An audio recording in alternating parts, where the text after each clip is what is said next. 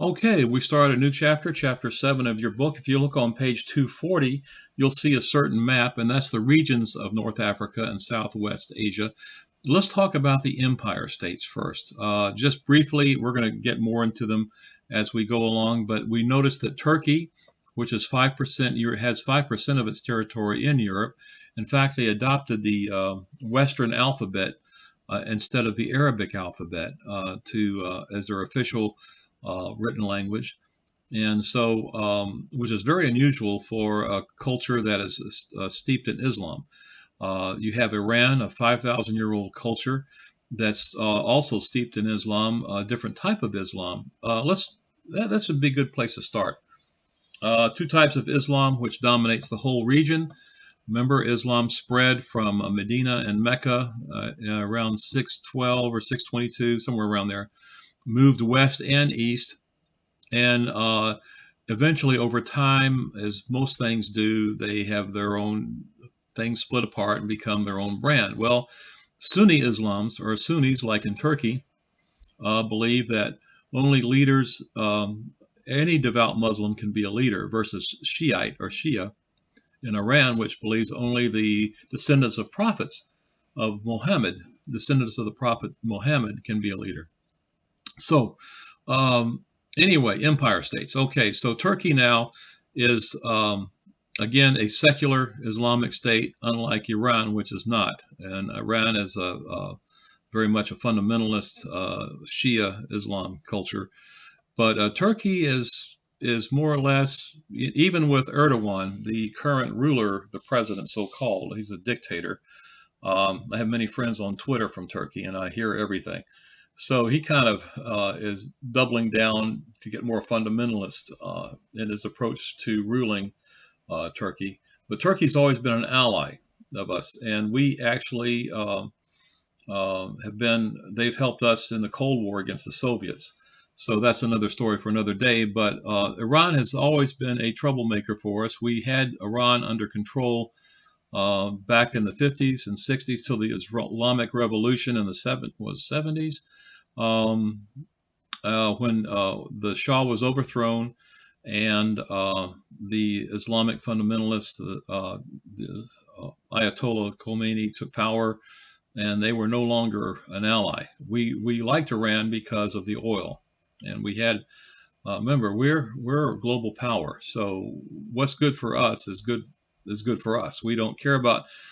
In our way of looking at the world is if it helps us, great. If it doesn't, then we don't want it. But Iran was our buddy until the Islamic Revolution, and that's so. Anyway, I digress. The main thing I want you to understand is about maps, and maps are changeable. What you see is not set in concrete.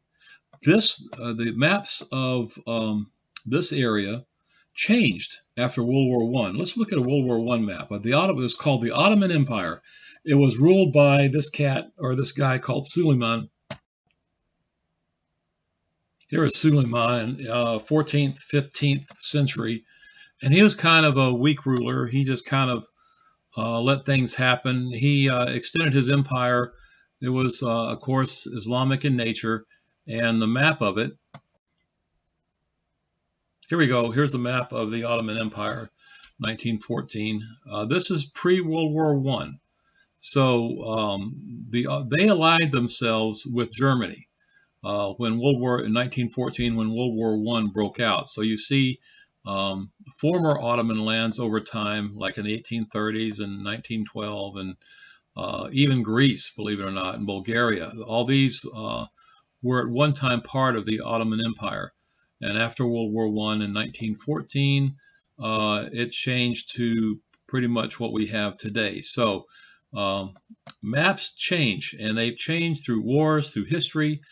It's like it's just like things. Everything changes with time. And speaking of time, we look at Egypt. We'll talk about that, the Arabian Peninsula, and then we're going to look at the Magreb, which is Morocco, my favorite place because I was in Peace Corps. I spent a year of my life there before I transferred down to Senegal, way down here, but that's not what we're talking about today. We're talking about Morocco. Morocco, real quick, is a great place to visit. It's relatively safe. I'd like to go back because the beauty is unsurpassed. The only downside is that they could have a better sewer system than what we would now consider clean. Some of the cities are kind of a little smelly, but the mountains and the deserts are incredible. And we have Algeria. I never go to. Algeria is just crazy. There's people like to kill people for any reason. Same with Tunisia or with Libya. Stay the heck out of there. So, but Morocco would be a country you'd probably want to see. And of course, Egypt as well, and we'll talk about that. But one mystery about Morocco is that they call the Berbers. And I talk about, you'll see this on a quiz about what I call stateless people. And the Berbers don't fit anywhere because the Arab invasion coming out of Medina and also Mecca, went westward. And there was an Arabic culture, Arabic language. It spread all over the place. But the Berbers were already there. They were mountain people. Here's what Berbers look like. Wait a minute. Okay, these are the Berbers of Morocco, and no one knows where they came from. There's a lot of theories, they came from Europe or they came from this, but they had been there thousands of years before the Arabs got there. And they have little mountain villages. One village, Midelt, that I was in visiting. I was mainly in a small village outside of Fez in Morocco when I taught English as a foreign language. Long story, but the Berbers are just interesting people. They have their own customs. They really don't fit in with what we think Morocco is about. So they are basically a stateless group of people. They have no nation unto themselves. It's basically an Arab culture. So that's who they are. We'll also talk about the Middle East and the Arabian Peninsula. And that map was changed as well after World War I. So to what it is today, the Saudis were the ruling family, and before they became official country, they were tribes, many Arabic tribes of the desert, including what now is Jordan and Saudi Arabia and Lebanon and all this. There's Syria. Things have changed. They go back and forth. So let's look at what made that. I want to, 1 second. To give you a background of what created the modern Middle East and Arabian Peninsula, there is a man, T.E. Lawrence, a British major that actually led the Arab revolt against the Ottoman Empire and pushed back the Ottomans. And it's worth looking at a little trailer about this. It's called Lawrence of Arabia. I know it's a little dramatic, but it kind of gives you a historical sense of the area. Again, history makes maps. Let's understand that. Conflicts makes maps. Peace makes maps. Everything makes maps. And so what made this map was largely in part responsible to this guy, Lawrence, Major T.E. Lawrence. Let's look at this. Okay, we start with a real quick clip. Let's go ahead and I'll expand it. If it expands, there we go. Okay, we'll play it.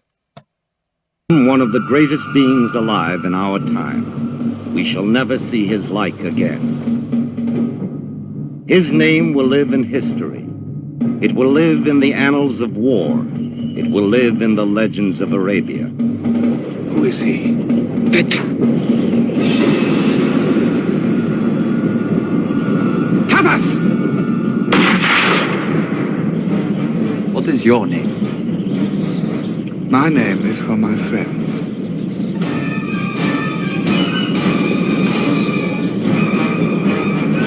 None of my friends is a murderer.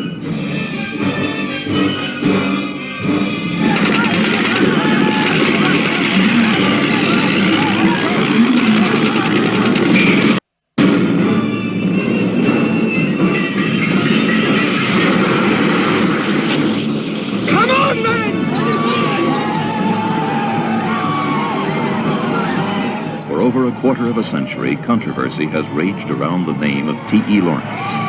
No man of our time has drawn upon himself so much praise and so much criticism.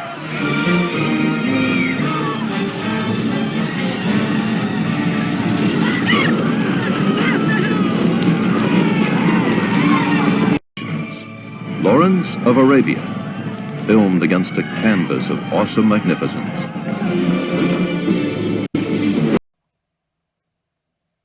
Well, we get the idea. I really recommend this film just because of the cinematic properties, but it's a very historical and a very relevant to this chapter of the Middle East and what made it, and just a really good film. Highly recommend it.